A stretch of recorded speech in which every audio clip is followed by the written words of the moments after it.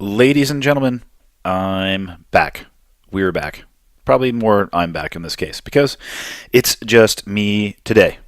And for those of you who have been asking where I went for the last couple weeks, well, I was hanging out with my family.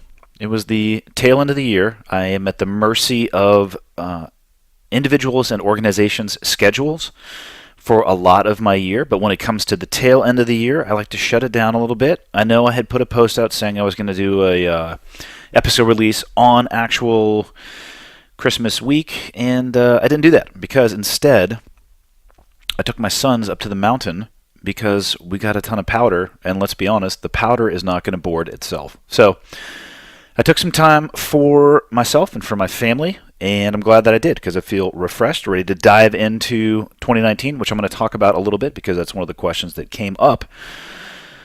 But before we get started, let's talk about today's episode. Actually, let's talk about how I'm an idiot. And most of you listening are thinking, yes, Andy, tell me more because you're an idiot all the time. And you know what? You are correct. But in this particular instance, I'm talking about the fact that I have had a relationship now with Black Rifle Coffee for over a year, and I have been totally negligent in talking about them on the podcast. So even though they're not actually a sponsor of this particular episode, I'm going to say that Black Rifle Coffee is, in fact, the sponsor of today's episode, episode 66. I say that because I just finished a trip down to their corporate office in Texas last few weeks of December, and I was reminded that I have a code that I can provide to anybody who is listening, and the code's going to give you 15% off of your purchase. Now, it is a one-time use code, and the code is cleared hot. Lowercase letters. You can either do that in one word or two, so you can combine cleared hot into one word or put a space in between the two. They will both work. But if you go to Black Rifle Coffee's website, which is blackriflecoffee.com, normal spelling on all three of those things, get in there, search around, surf it up, find something that you would like, coffee-wise, order it, and then you're going to get the chance to put the code in. It gets you 15% off, which is why they are, in fact, the sponsor of episode number 66. So if you're a fan of coffee and a fan of the podcast, and you want to support Black Rifle Coffee, then go to their website. Use the promo code Cleared Hot. And again, it's a one-time use, so shop wisely. That is it. Let's dig into the first episode of 2019, episode number 66, the Christmas/New Year's Eve special. Here we go. Okay, got the red smoke. Gun run, north or south, west of the smoke, west of the smoke. Okay, copy. West of the smoke. I'm looking at danger close now. Come on with it, baby. Give it to me. I need it. Get cleared hot. Copy, cleared hot. All right, so I'm only going to answer a few questions today, and I'll kind of explain why as I'm going through, because one of the things I'm going to talk about is my thoughts on 2018 and what I plan on doing personally and professionally going into 2019. And I'm not going to tip the hat as to what I'm going to say, but I'll just say that I'm going to try to keep the Q&As, where it's just me talking, somewhere between 45 minutes to an hour, because I think that's a better juxtaposition when I have a guest on. It's very easy to fill up an hour and a half to 2 hours. Next week, as a perfect example, I got a killer guest, longtime friend. He was there the night that I got shot. He actually was the guy that pulled me around the corner the night that I got shot. I don't think we've ever even sat down and talked about it. And we're going to link up and we're going to throw down a podcast and talk about the things that he was doing or has done or is doing. And actually, what we're going to talk about is him specifically, because I'm sick of talking about myself. But that will be a longer episode. So I want to have a little bit of a balance. Q&As will be shorter. Conversations will be a little bit longer. So the few questions that I selected, I picked them based off of the volume with which they seem to be asked. I seem to get a trend of questions often. One of the subjects that I'm asked about often is when I was a BUD/S instructor. So this question comes from Twitter, from John Roberts at J_M_Roberts88. As a BUD/S instructor, BUD/S is an acronym that stands for Basic Underwater Demolition SEAL Training. It is the 6-month initial screening pipeline towards becoming a SEAL. You are not a SEAL at the end of BUD/S. Along with that, everybody who has ever been to BUD/S should be able to tell you for the rest of their life which BUD/S class they were in. If you encounter somebody who says that they are a SEAL and you ask them what BUD/S class they were in, and they tell you that it is classified, or they give you some wacky number like 1 Alpha Charlie 6 November, or anything other than in this modern day 3-digit number, they are totally full of it. And that has nothing to do with the question, but since it's opening up with it, I might as well explain that. The first question I ask people when they say, hey, yeah, I was a SEAL or fill in the blank, it's, hey, oh, cool, what class were you in? It should roll off the tongue. For anybody wondering what the 212 in my social media account names is, that was my BUD/S class. I was BUD/S class 212, and somebody out there on Instagram specifically has the name Andy Stumpf. But I have the name Andy Stumpf 212. So that's where that comes from. Now to the question, Mr. Roberts. As a BUD/S instructor, what did you learn about human psychology and the human condition? How have you applied it professionally and personally? This is a killer question. People ask me about BUD/S all the time. Parents will often ask me about their children's odds of successfully graduating the program. And a lot of times people will just reach out to me for more information about the program, even though the internet being the amazing resource that it is, they can probably find more information than I can provide. And more often than not, people will hit me up and say, hey, do you think I can make it? And the answer to that is, if I'm being honest, I have no idea. The biggest lesson that I learned about human psychology, the human condition, or just about human beings, Homo sapiens in general, is that the mind has no match. The things I'm about to talk about, I didn't really see as a student because I was more concerned with actually making it through the day and making it through the evolution. So a lot of these observations that I have are from the instructor side of the house. Far less stress, and my observation abilities were much greater. As a BUD/S instructor, I, time and time again, would watch people push past a point of panic and push past and ignore every single warning signal that their body could give them and then pass out underwater. Now, when I say pass out underwater, they were the phase that I taught was specifically diving, and we administered a test called pool competency. You get 4 attempts at the test. 2 of them occur on one day, 2 of them occur on the next. If you fail 2 on the first day, you don't get all 4 attempts on one day. You get remediation, which is additional training and instruction. You get the chance to practice again. And then you get 2 more attempts the second day. If you fail the test 4 times, at best, what is going to happen is you're going to get rolled back a class.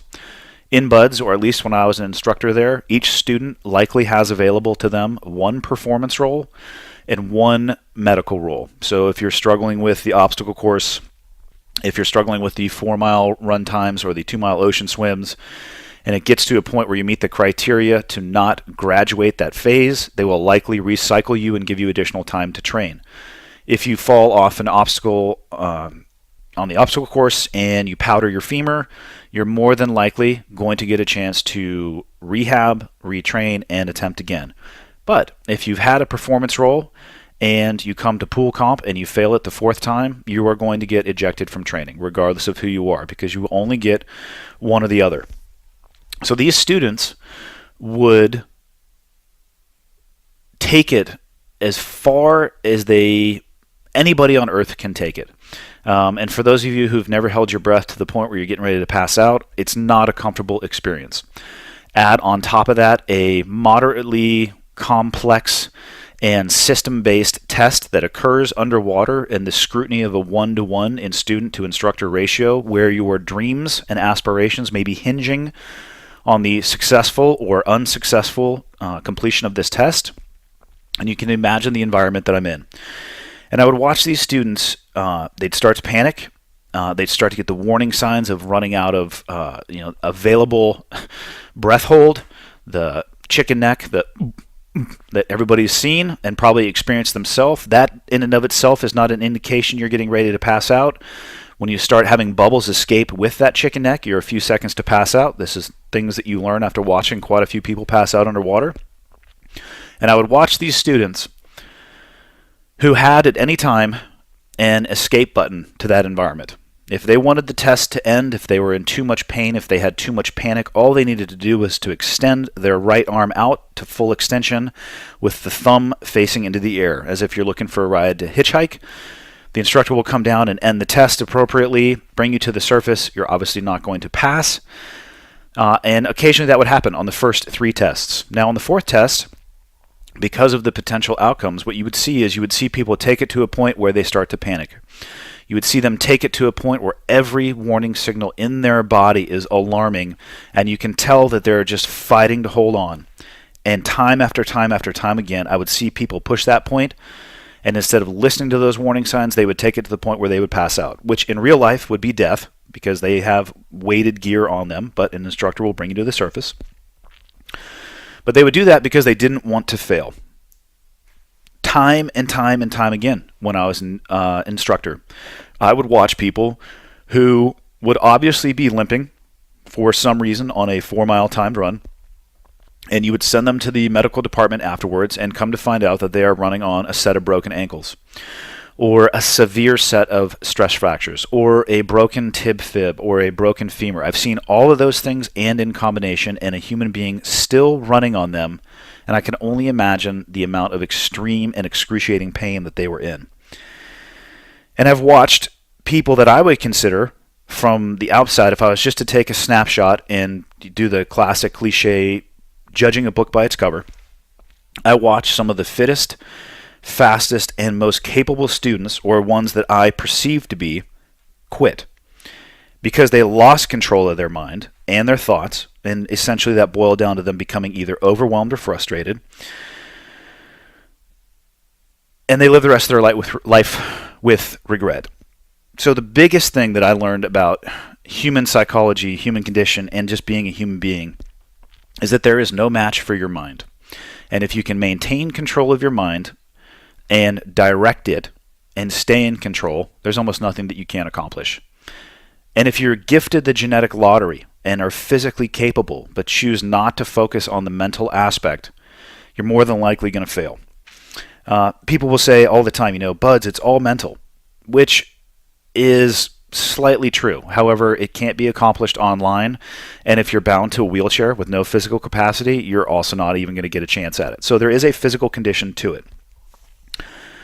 But physiologically, looking back at the students and then thinking back at the class that I was in the late 90s, physiologically, I would say nearly every student is the same. You will have outliers, the people that are just unbelievable D1 and above athletes in run, swim, fill in the blank. But most people were the 80th percentile. They were okay at running, okay at swimming, okay at the obstacle course, and we'd finish in like a big group on a 4-mile time run. There'd be 3 or 4 guys up front who are crushing it, 3 or 4 guys in the back, and then the vast majority, I'm talking 100 students, would finish together in the middle. So physiologically, almost everybody is the same.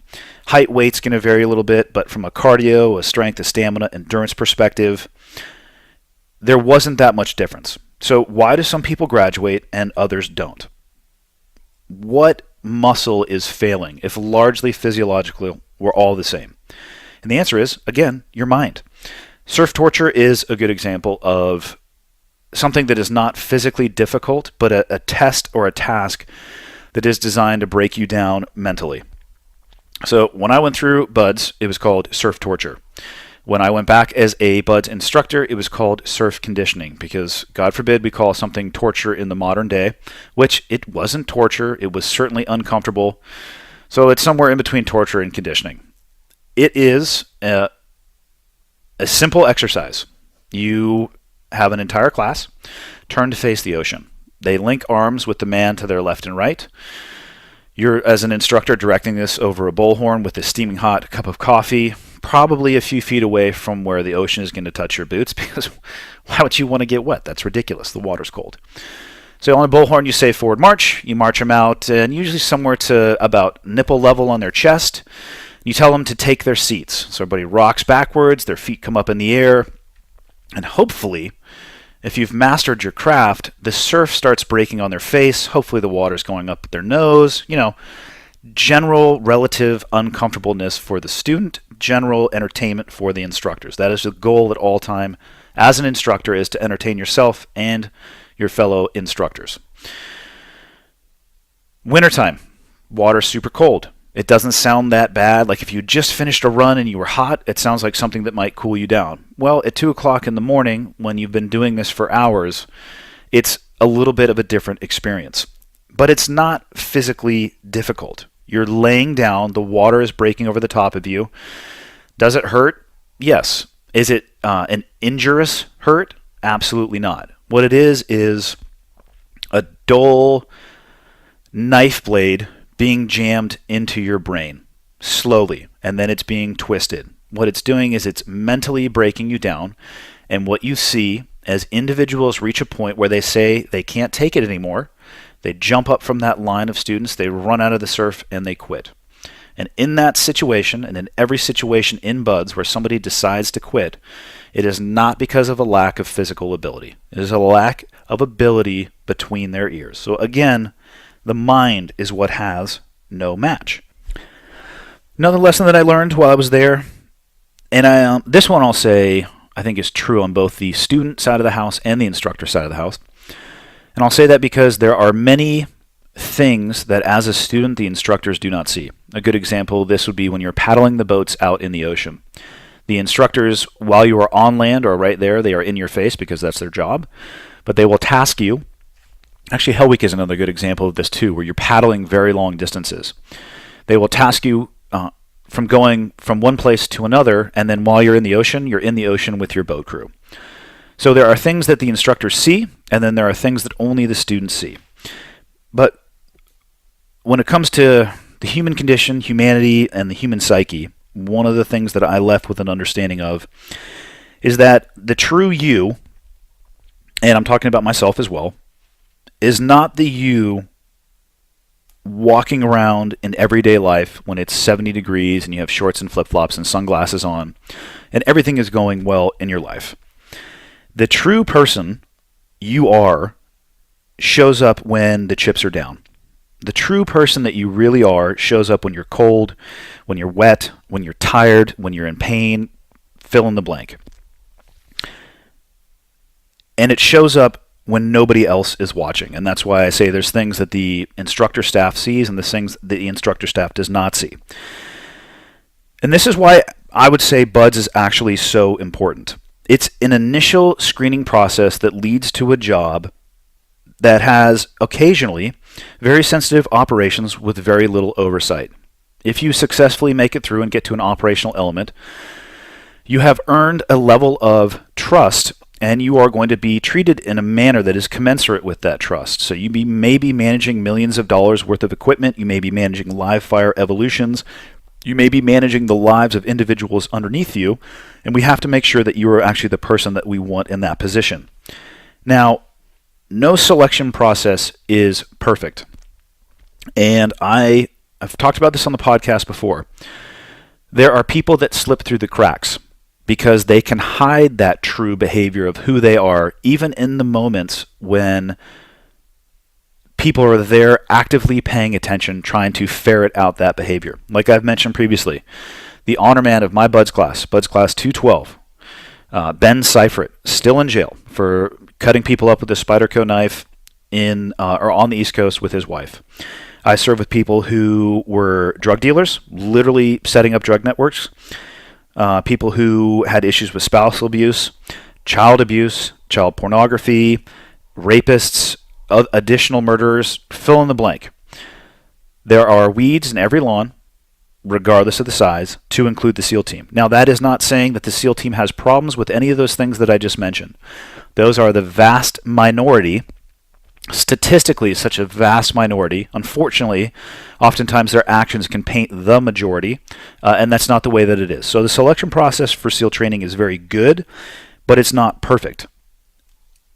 But the reason that it is what it is, and the reason that I say that the true you is not the you walking around when everything is going well, is that I've seen it over and over again, the degradation of behavior when somebody gets tired, the degradation of behavior when somebody has to miss a meal and they're tired, the even further degradation of behavior when you have to miss a meal, you're tired. Oh, and by the way, you're going to be laying in the ocean for the next hours. BUD/S, in my opinion, is designed to push the human being, the human spirit, to the lowest point. And then as the instructor staff, we sit back and we watch, holding people accountable to the standards and selecting for individuals that do not have the character traits that we want to work with, or have the people that we have an immense amount of trust and respect in the SEAL teams working with. It's easy to say you're not selfish. It's easy to say you're not egotistical. It's easy to say you're not deceitful. But what happens when the chips are down? I have seen changes in behavior in my own life. I'm the last person to ever say that I am perfect. I've snapped on people because I'm hungry. I've snapped on people because I've been tired.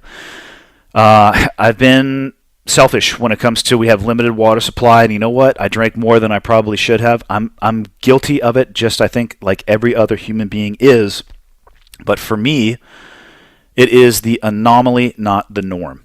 What is concerning is when it's the norm, not the anomaly. So pushing people to their lowest points, you see selfish behavior, you see egotistical behavior, you see deceitful behavior and cheating. And then you also see people who, when things are absolutely at their worst, they are the most selfless. They will truly, before being concerned with themselves, they'll look to the left and right and care about the welfare of the people that are with them over themselves. They will truly be humble. They will truly allow somebody else to take the credit or empower somebody else to do something in an environment where they may have more capability, and let them take that credit for it. Same thing goes with honesty. Owning up to mistakes. Those are the things that we're looking for. That selflessness, that humbleness, that honesty. It's almost it's not the whole bedrock, but it's definitely the foundation of leadership and expected behavior inside of the SEAL teams. But that's what the purpose of the training is for, is to really pull out and elicit who you really are. There's a saying in the teams, everybody wants to be a frogman on Friday. Because on Friday, when the weekend's coming and you got 2 days off and you're probably at a kegger on the beach, it's really easy. But that's not the true you. So do yourself a favor, and before the world pushes you into a position where you discover who you really are, find out for yourself. Push yourself to that point before the world tries to bend you. And then the last thing I think I'll say when it comes to BUD/S, and what I took away as lessons as a BUD/S instructor, is that although it's common for people to say, and I hear parents saying this to their kids, you can be anything that you want to be, and everybody is created equal. The reality is, from what I've seen with my own eyes, and again, this is all I can talk about is my own eyes and my own experiences and my own opinions, I find that to not be the case. Everyone is not created equal, and not everybody can be anything that they want to be. If your maximum height when you are an adult is 5 foot tall, you're probably not going to be in the NBA. Is it impossible? I guess it's not impossible, but the odds are certainly stacked against you. What I will say is that I absolutely, even though everybody's not created equal, I do 100% believe in equality of opportunity, but I don't believe in equality of outcome. And I don't even really necessarily want to go any deeper into that. It's a topic of conversation. If you're interested in that particular conversation, go search up Joe Rogan and Jordan Peterson. Or probably a lot of things that Jordan Peterson just talks about in general. But what it is you're focused more on providing opportunity for people instead of ensuring that everybody gets the same outcome, because in air quotes, it's considered to be fair. I think it's essential in the BUD/S world, and I'm going to tie this back into BUD/S, because having and holding standards is critical. It actually could be one of the main things that makes the SEAL teams what they are. The camo that we got to wear, or they're wearing now, is awesome. The gear is awesome. It's lightweight. It's high speed. There's night vision goggles and all that stuff. That's not what really enables the SEAL teams to be able to do the things that they do, and for that matter, any other special operations force. It's the standards that the individuals in that community are held to, and the fact that they are so high, and performance is the key metric. That is what enables the SEAL community and special operations community to do things that often makes people sit back and scratch their head and go, how did they do that? When it comes to standards, they have to be blind, and they have to be open to everybody. Like I said, equality of opportunity, I think, is essential. But if you start modifying or lowering standards to achieve equality of outcome, then I think we have an issue. I don't believe in absolutes, so I hate the terms never and always, but every time I have seen this happen, and when I say seen this happen, I'm talking about a modification of a standard to meet a certain end state that did not terminate in performance. It hasn't worked out in an optimal fashion. It has been highly other than optimal. So, hold the standard. Have a standard first off, then hold the standard. And you're going to have some difficult conversations when you do, because some people will meet them, some people will not. Take the time to remediate and train and give ample opportunity, but for some people it is an impossibility, and you have to come to grips with that, in my opinion. Last thing I'll say, which I just already said anyway. So, started in 2019 off by lying to you. The last thing I'll say about buds, and probably the thing I took away the most, well, not the most, but this one sticks with me, and I try to reinforce this with my own children. People are capable of more than they believe or give themselves credit for. People, me, you, everybody who's listening to this, everybody that you know, are capable of more than they often believe in themselves or give themselves credit for. If I, as an instructor, had made a living by betting on who I thought would quit, if I had to walk up and judge people by their cover, I actually would have been bankrupt incredibly fast, because I was wrong more often than not. The people that I often thought were going to be the ones to throw in the towel, and I'll be honest, it's because I was totally stereotyping. Like, look at this little beanpole, he's not going to be strong enough. I mean, everybody makes snap judgments like that. I'm just verbalizing that I occasionally would as well as an instructor. Nothing negative about it, but in an environment where 7 out of 10 and sometimes 8 out of 10 people don't make it, you kind of get used to discussing the odds with other instructors. I can't even count how many times those individuals, if I had put money on them quitting, would have taken my money, because they dug deep and they found something in themselves that allowed them to do potentially something that they didn't even think was possible, or they at least had questions about. And then there was the people who seemed the most likely to succeed. And most of the time I would point this at like the best runner in the class, the best swimmer in the class, the best person at the obstacle course. They were dominant almost always in one particular evolution, but they couldn't dig deep. And those people, and this happened in my class, fastest runner, one of the first people to quit. Best swimmer, the first person to quit in Hell Week. And I'm not sure when it came to the obstacle course, but I remember those first two individuals. Most of the time, and to include from my class, they were either a single sport or a single modality specialist. They were really good at one thing, so they had one strength, which means multiple weaknesses. Buds, like I said, is designed to push you to your lowest point, which will elicit those weaknesses, and they will be exposed. And if you're used to only training your strengths and not dealing with your weaknesses, Buds is going to chew you up and spit you out, and your head's going to hit the bell 3 times along the way on your way out the door. Life's going to do exactly the same thing. So the way I have tried to answer the tail end of this question, how have I applied this personally or professionally? I actively try not to avoid what I am afraid of or what I am weakest at. What I actually do is try to identify those things, and I go at them as opposed to going away from them. Myself, personally, I would much rather be a generalist than a specialist, because I think life in general rewards the generalist, not the specialist, more times than not. And from what I've seen in other people, as an instructor and as a student, like I said, I saw people do some amazing things that they probably thought were outside of themselves. I always try to tell my kids, give yourself more credit than perhaps you think you deserve. Believe in yourself more than you do right now. And when people say you can't do it, just put that in your engine. and let that thing burn so damn hot that you can rev the engine and then run over that person that told you can't do it. And that's what I have. When it comes to buds and my takeaway, what I learned about the human psychology, the human condition, and how I apply it personally and professionally. Next question has to do with a common theme at this time of the year, New Year's resolutions. And I'm paraphrasing a little bit, but it essentially said, what are your New Year's resolutions for 2019? I don't know if I've talked about this in the past. I would have to go back. But I actually don't do New Year's resolutions. I have done New Year's resolutions in the past, and I didn't really have much success. It was a far too short-term optic and goal for me. And I personally, if I know, oh my God, I don't know how many times I've done this, and I'm sure people listening have done this too. Yeah, I'm going to start working out on Monday. You know, when Monday comes around, I'm going to hit it hard. I'm going to clean up my diet on Monday. Now, mind you, I'm saying that on a Monday.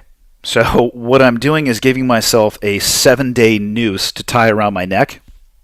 And if I do this same thing with resolutions, like, all right, now for 2019, I'm going to do this. For like the last 3 months of 2018, I just give myself far too much rope because it just seems like there's always a next Monday that I can push it to. So I have avoided setting those type of reset dates for me, and I just have focused more on kind of reviewing the year that I had and setting some long-term, not short-term goals for the subsequent year, because there's a variety of ways you could get to the end state for the long-term goal, and I kind of let those work themselves out.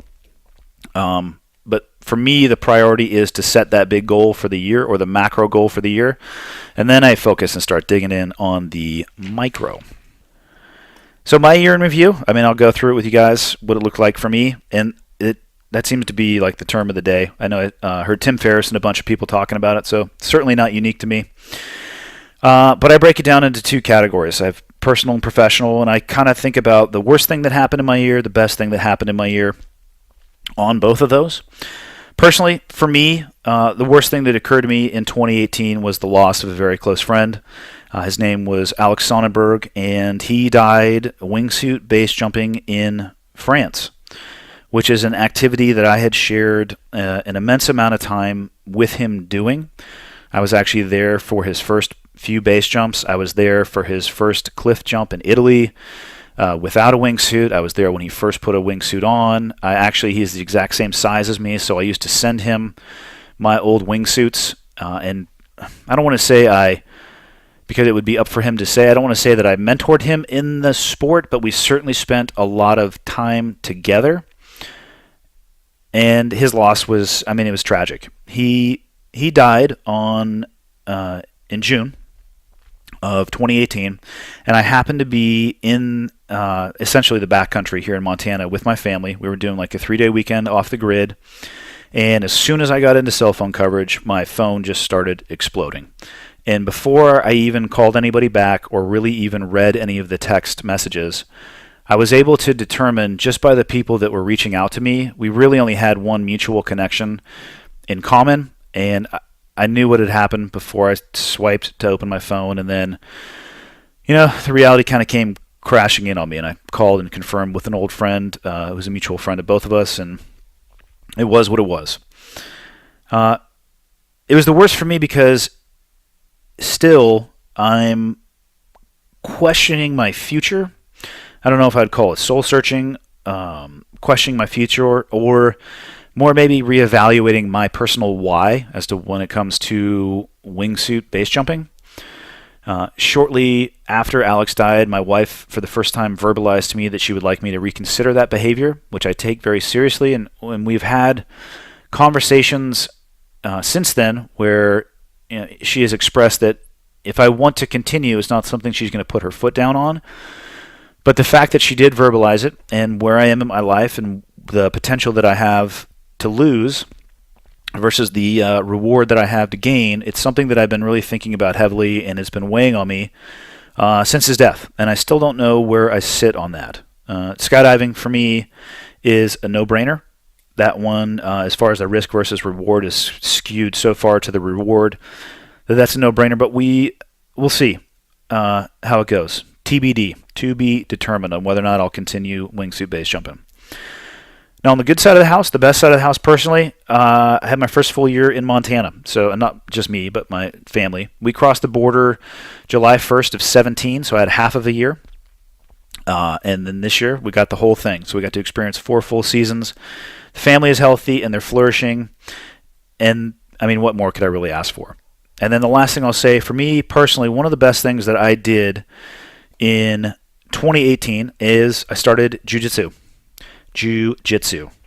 I think I just said it too fast. BJJ, jiu-jitsu, that's what it's called. So don't call it anything else, psychos. I don't talk about it too much. I'll answer some questions about it when people ask me directly. And the reason I don't is it's not because I'm not proud of it. It's because I'm still trying to figure out what the hell it is. And I'm utterly terrible at it. I understand a few things. I understand some concepts, which doesn't mean that I can execute them in practice. But I say it was one of the personal bests for me because it's an incredibly healthy outlet.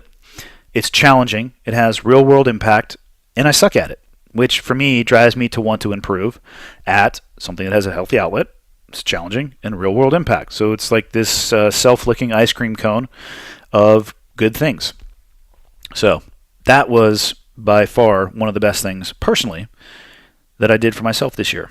Professionally, ooh, man, sometimes I'm a mess when it comes to the professional side. So for the worst, I had to encapsulate it in some wasted opportunities, and they were my fault. The opportunities that I could have taken that I didn't because I either drug my feet or I didn't understand what the opportunity was and neglected to ask for additional information, those are on me. I mean, all the deficiencies, they're on me on the professional side of the house. On the good side, started some new ventures. Free Range American is one of those. I absolutely love what the brand stands for. But what I really like about it is that I'm doing it with my best friend. So John Dudley and I are basically taking over the world. I mean, I think that's what's happening. I'm not sure. I don't have a metric for that. Slightly anecdotal, but I think we should be in control, I don't know, in 3 or 4 weeks. Probably full world domination is the goal.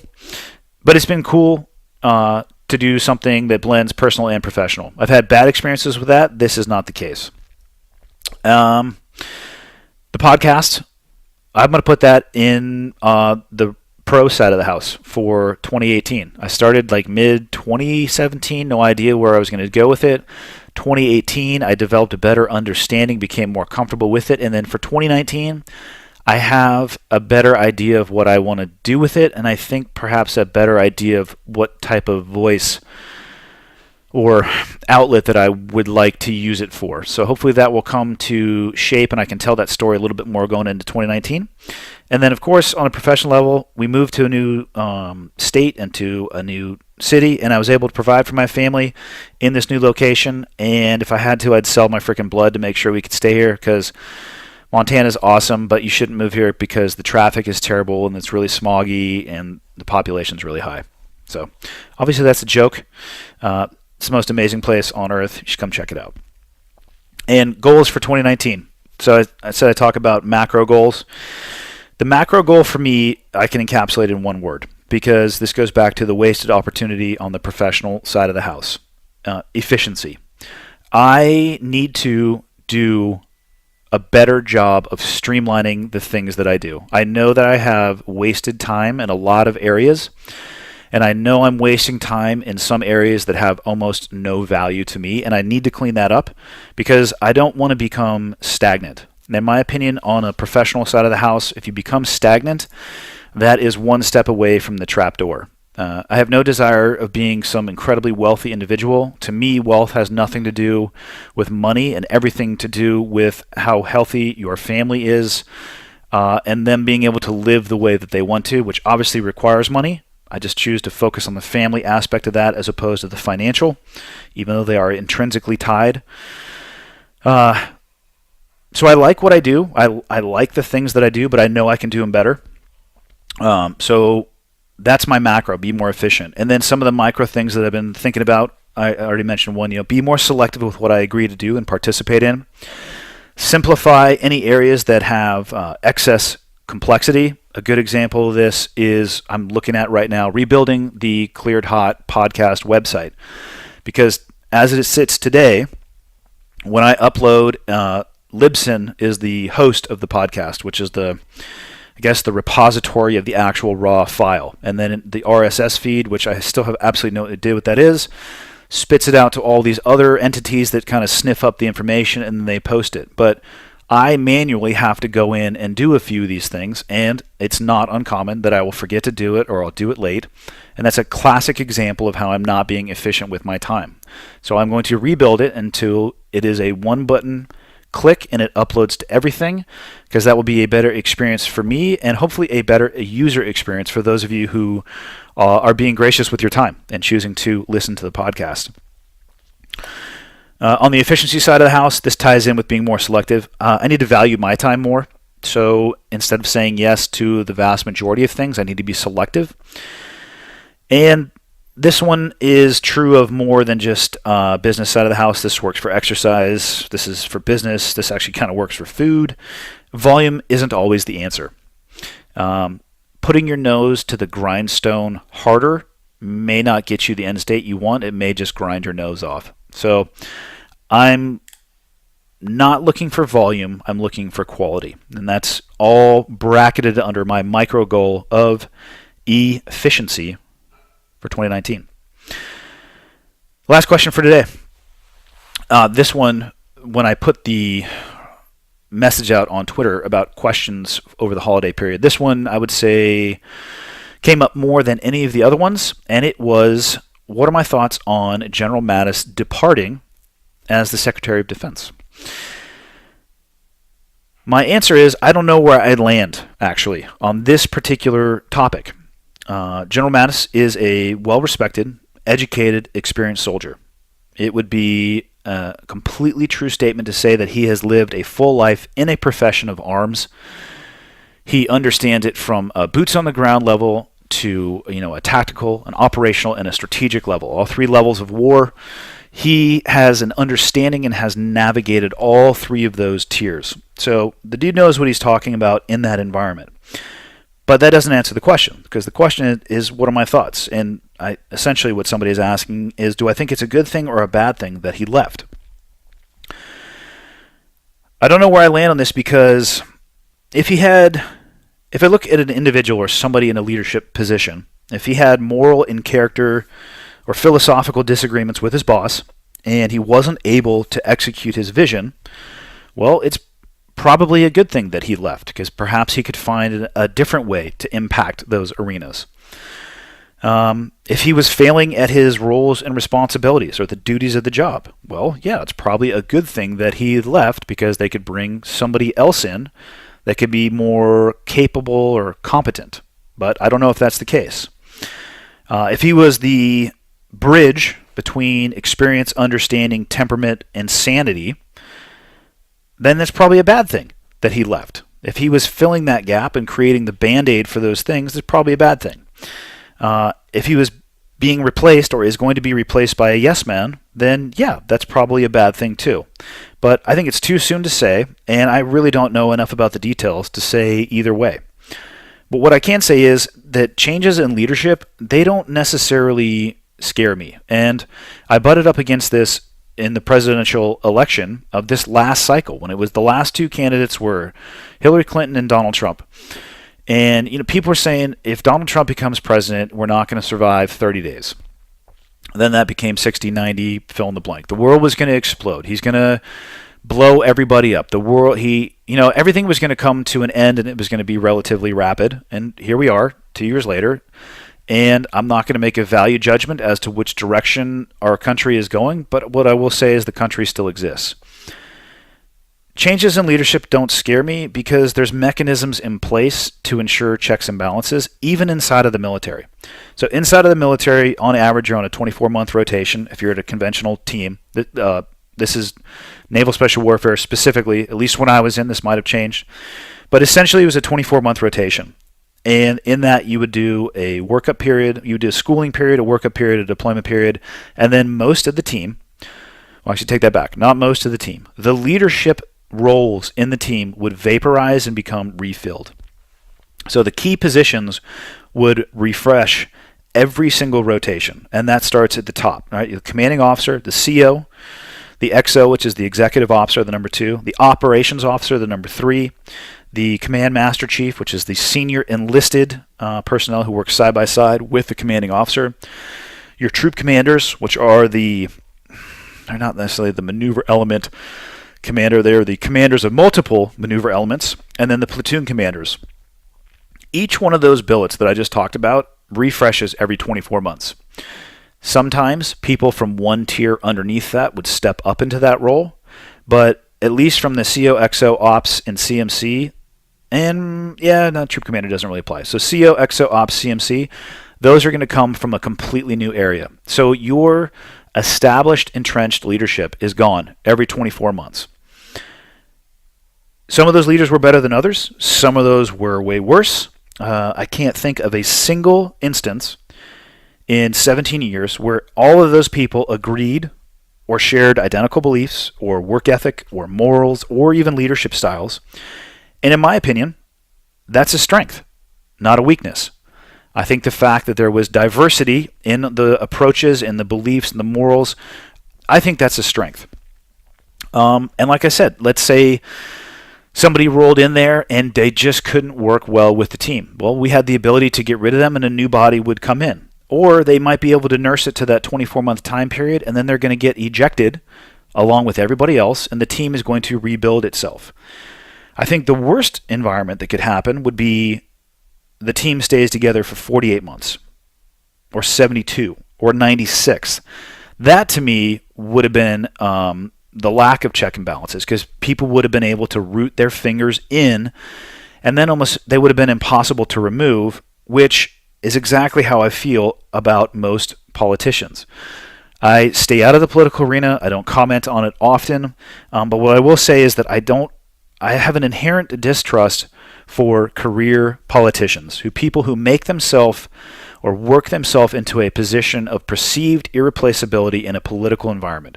And I say that because, again, in my opinion, I see them serving themselves, not the people that they were elected to serve. And that's a problem for me. So when I see somebody leave, and then I'm not saying that's the case with Mattis, because I'll tie this back to Mattis. I see somebody like Mattis leave, it's not the end of the world, because somebody is going to replace him and is going to have to interface with the current leadership. And if the current leadership isn't doing a job, or the job in the manner with which the majority of Americans want it to be done, then that current leadership is going to get refreshed. And then again, the SecDef is going to be refreshed along with all the other major appointments. So I personally think that our government and the way that it was created is an amazing thing because it allows for the checks and balance and the swinging of power and the voting in and the voting out, and people can serve and depart when they feel like they can no longer be of service. That to me doesn't scare me. But as far as my thoughts on Mattis leaving, I don't know. I just don't know that much about it. So I guess what I'll do is wait and see. All right, one more question. I lied twice on this podcast. Adam Gregory from Twitter, at ACGregory94. Still doing jiu-jitsu? If so, how is it going? So let's end with jiu-jitsu, even though I talked about it a little bit. You're damn right. I'm still doing jiu-jitsu. Whether or not I'm getting better at jiu-jitsu, that's the real question right there. I think the best description of it would be a foreign language, and I am in the alphabet stage of A, B, B. Like it's a lot. There's so much to think about, and then I think there's some times where you should be thinking about so little, and I struggle to balance between the two. But I love it. Like I mentioned earlier, I go to a gym up here in Kalispell called Straight Blast Gym.